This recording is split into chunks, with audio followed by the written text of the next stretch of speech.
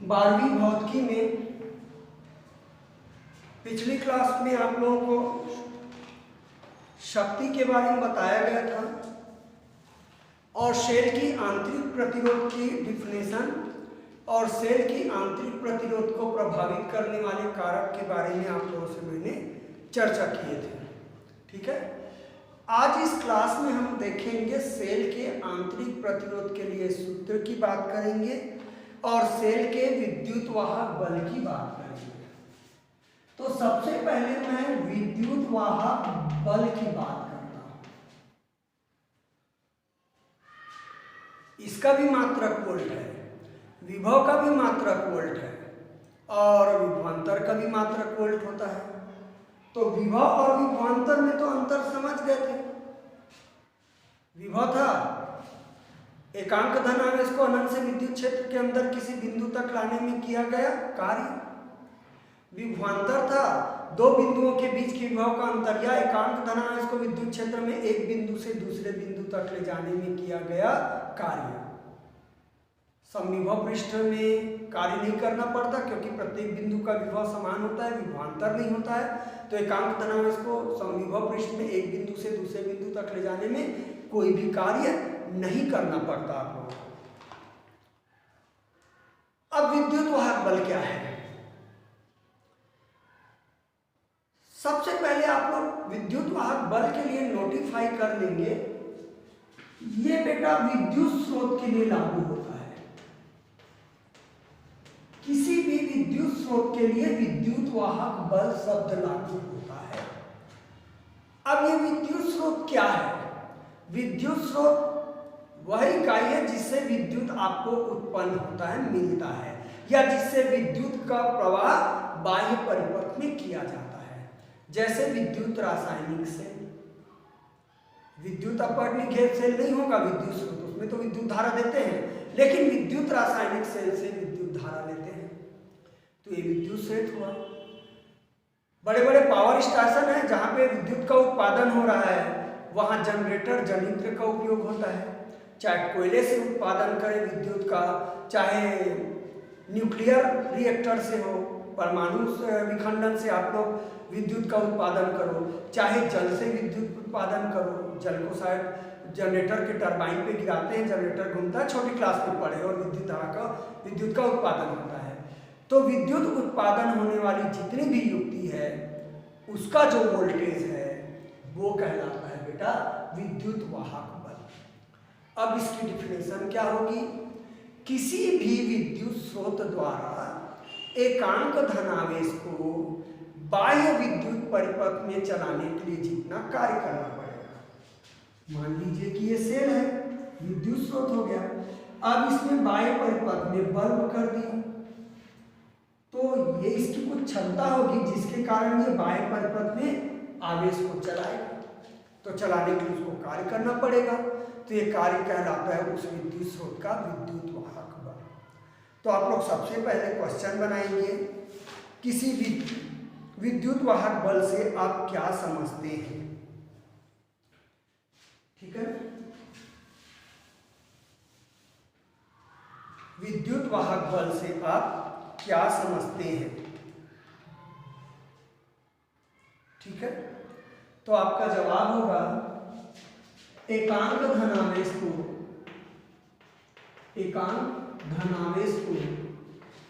पूरे विद्युत परिपथ में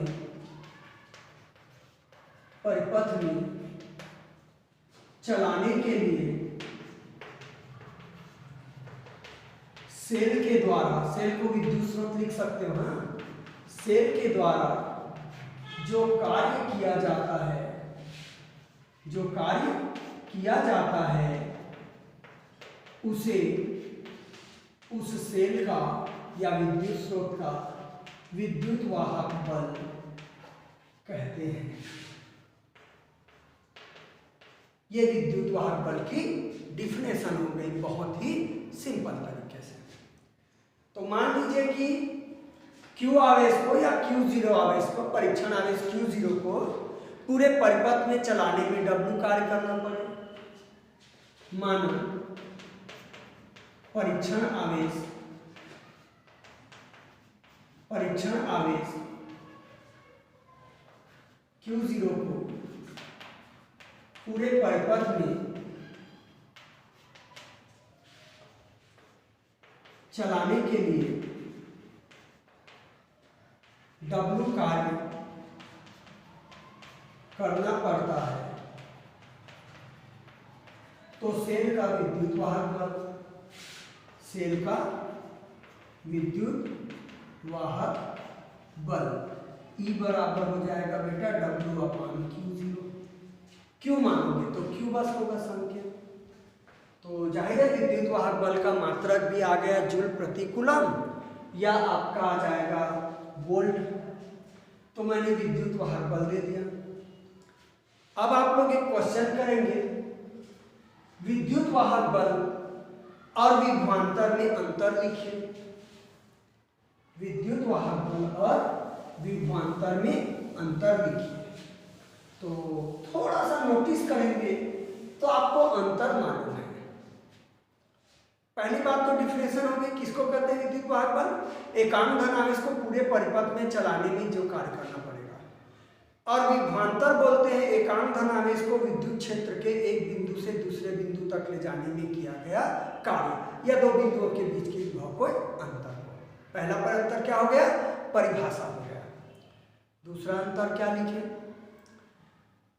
विद्युत वाहक बल का संबंध विद्युत स्रोत से है, जैसे सेल, जनरेटर, जिसको हिंदी में जनित्र बोलते हैं, इससे है आपका। जबकि विभवांतर का संबंध बेटा परिपथ में दो बिंदुओं के बीच के विभव के अंतर से है। परिपथ में दो बिंदुओं के बीच के विभव के अंतर से है। तीसरी बात, विद्युत वाहक बल के कारण परिपथ में विद्युत धारा प्रवाहित होती है। भाई परिपथ को सेल में जोड़ोगे तभी तो उसमें धारा बहेगी। तो विद्युत वाहक बल के कारण किसी परिपथ में विद्युत धारा प्रवाहित होती है। विद्युत धारा प्रवाहित होने पर परिपथ में विभवांतर उत्पन्न होता है। दो बिंदुओं के बीच के विभव का अंतर है, तभी तो धारा बहेगी। तो धारा कारण विभवांतर होगा बेटा। क्यों? क्योंकि सूत्र होता है ओम का नियम V=IR। तो धारा बह रही है तभी तो विभवांतर आएगा, और धारा नहीं बहेगी तो विभवांतर थोड़ी होगा। ठीक है ना? तो परिपथ में विद्युत धारा बहने के कारण क्या उत्पन्न होता है?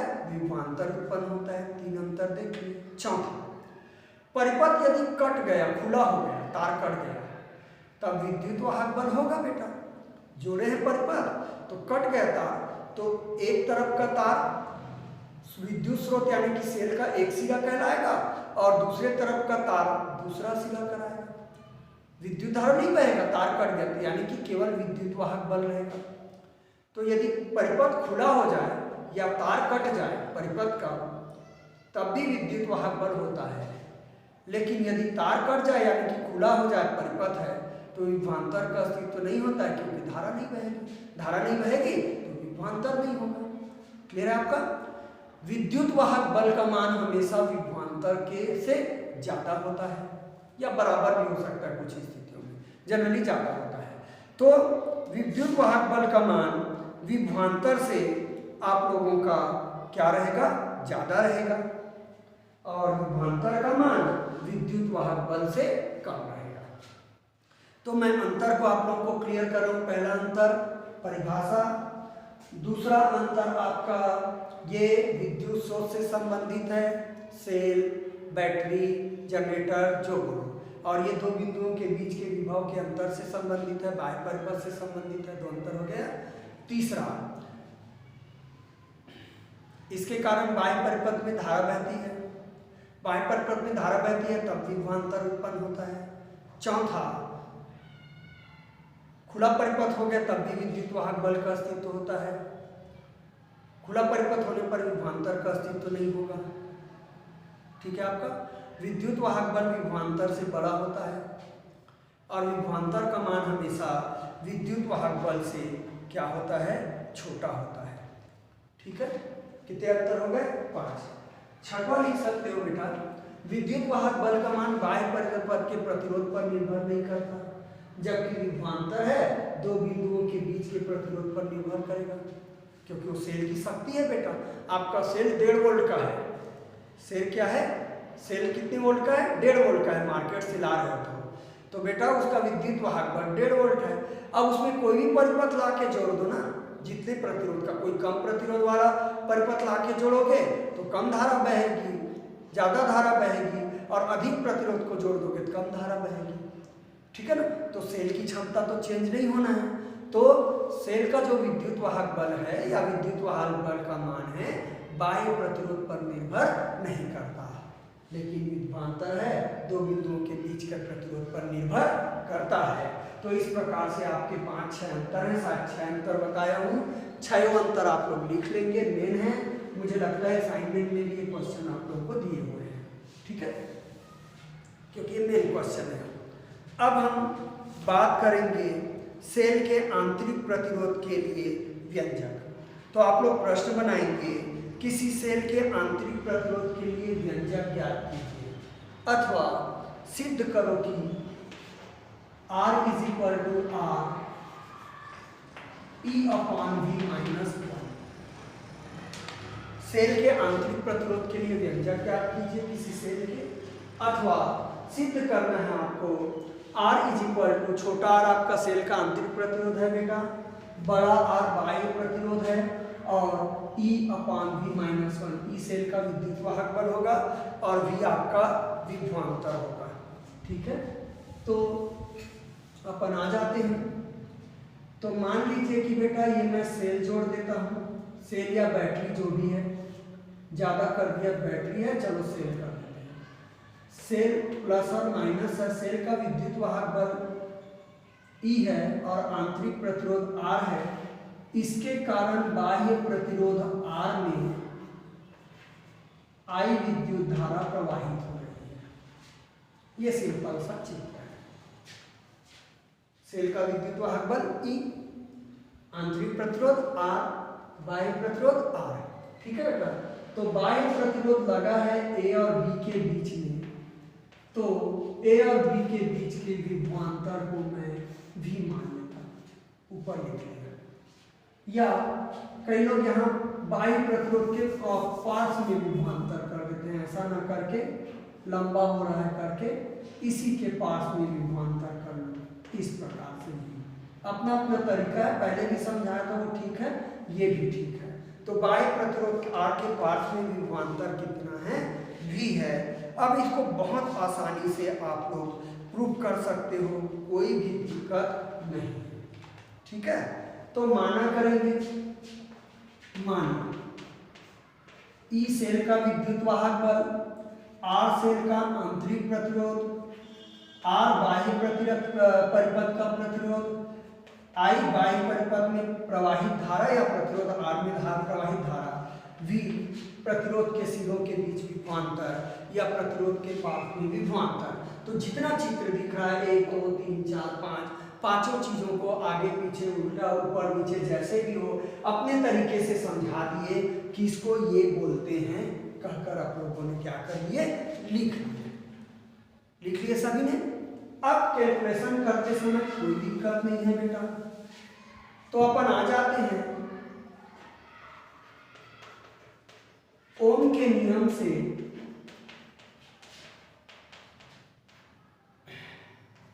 बाह्य प्रतिरोध R के सिरों के बीच विभवांतर V बराबर होगा बेटा IR।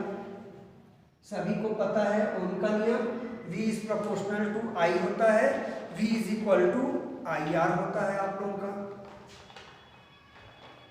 ठीक है, तो इसमें I बराबर हो जाएगा बेटा V/R, समीकरण 1 इधर बगल में लिख दो क्या जगह है, I बराबर हो गया V/R, समीकरण 1 कर दिया मैंने। तो ठीक है, अब आपका परिपथ में प्रवाहित धारा, परिपथ में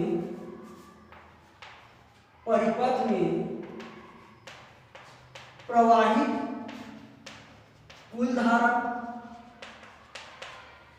टोटल धारा कितनी बारी है? आई बारी है, चिंता मत करो बेटा। हाँ, तो परिपथ में प्रवाहित कुल धारा हो जाएगा आप लोगों का, कुल धारा बराबर सूत्र बनेगा कुल विद्युत वाहक बल, क्योंकि उसी से धारा बहेगी बेटा, सेल की शक्ति से, अब बटा कुल प्रतिरोध, परिपथ का कुल प्रतिरोध या परिपथ में कुल प्रतिरोध जो लिखना चाहें।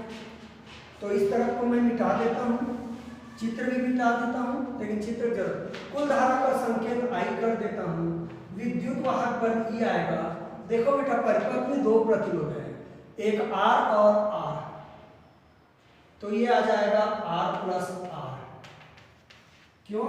श्रेणी क्रम में जुड़ा है बेटा, धारा नहीं घट रही है, एक ही धारा बह रही है, तो इस श्रेणी क्रम में धारा का बंटवारा नहीं हो रहा है, तो आई धारा इसमें बह रही है, आई धारा इसमें बढ़ रही है, तो दोनों सेल के प्रतिरोध है, दोनों प्रतिरोध श्रेणी क्रम में है।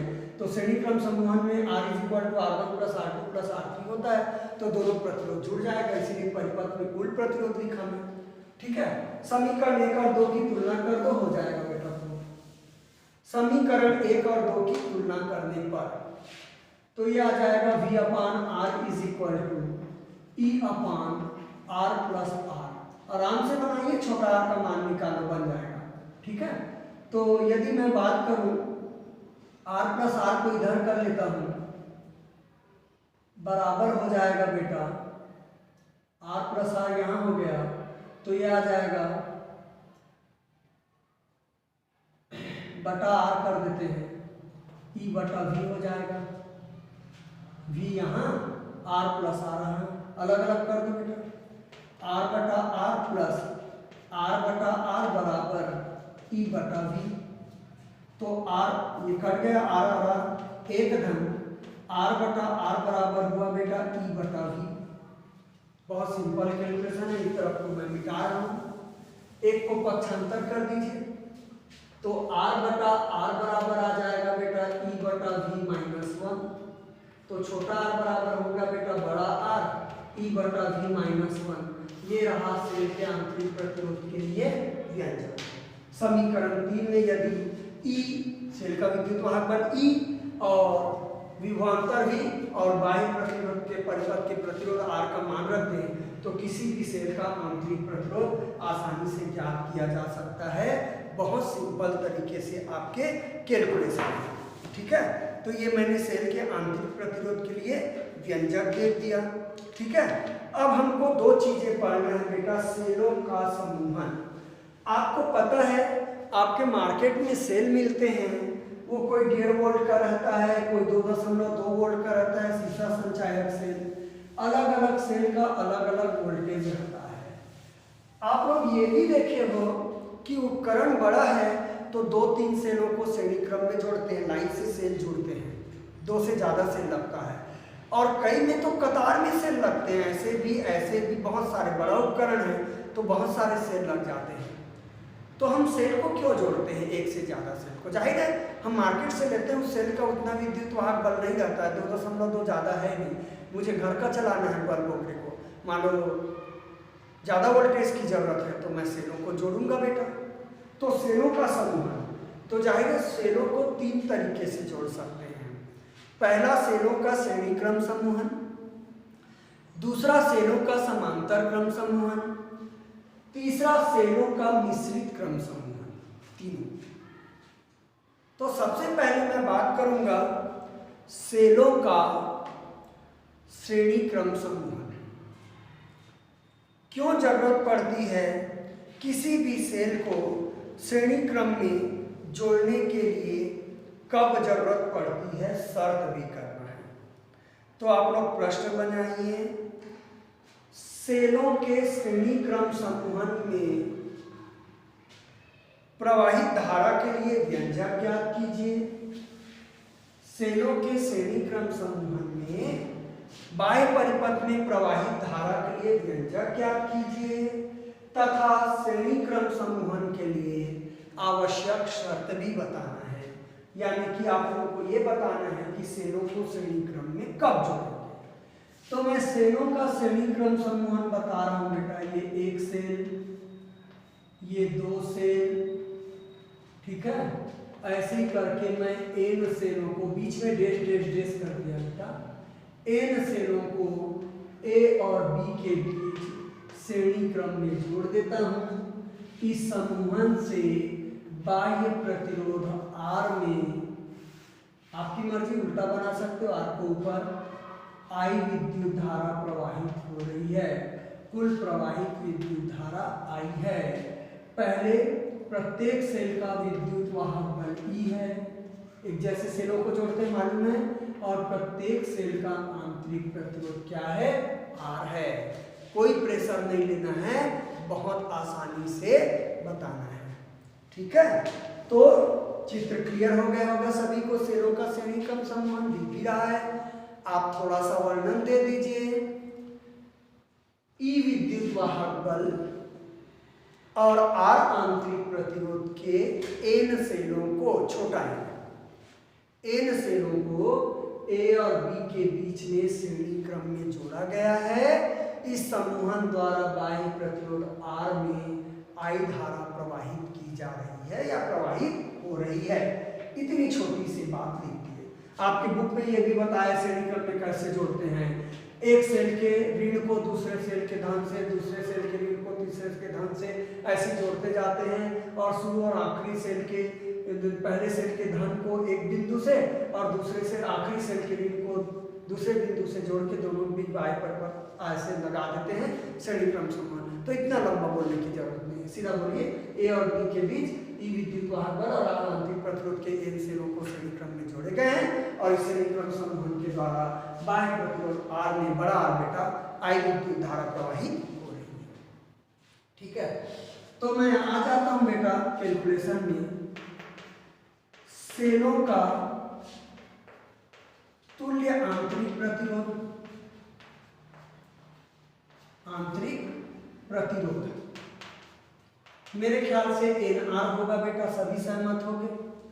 आर आर आर श्रेणी क्रम में जुड़े हैं ए और बी के बीच, तो 2 सेल जुड़ेंगे तो 2 आर होगा, 3 सेल जुड़ेंगे तो आंतरिक प्रतिरोध 3 आर होगा। सेलों की संख्या एन है तो एन आर हो गया बेटा।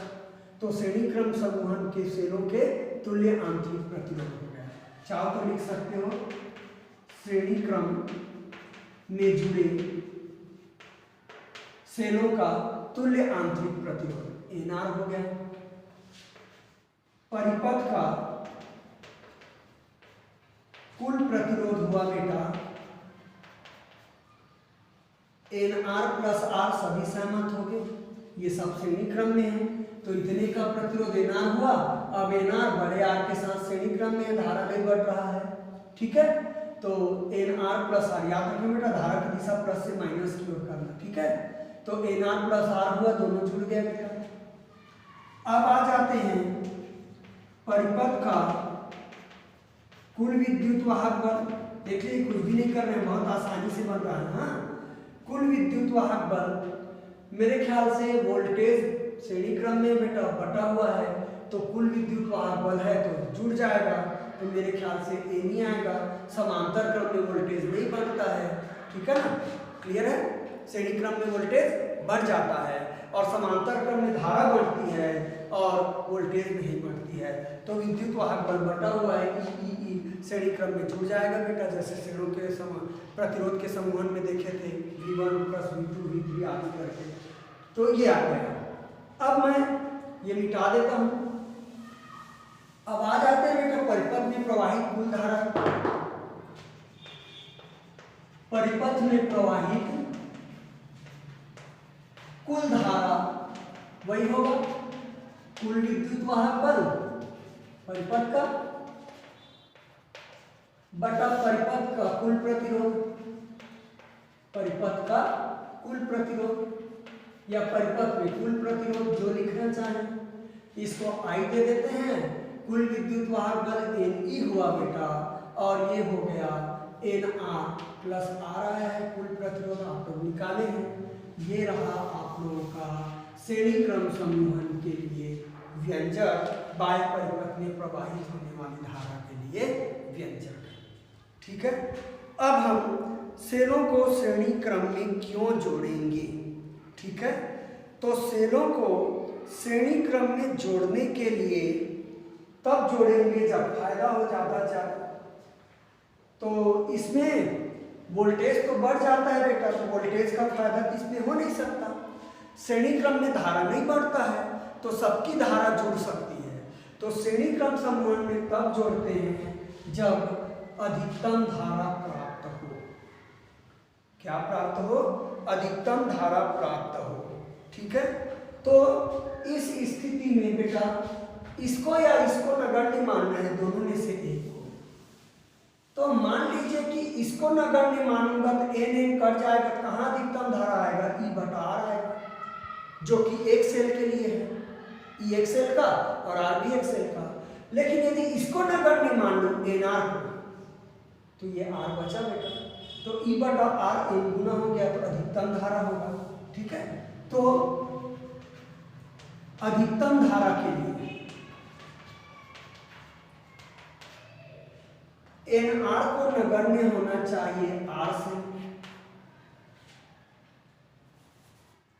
अतः I मैक्सिमम बराबर हुआ बेटा आपका NE।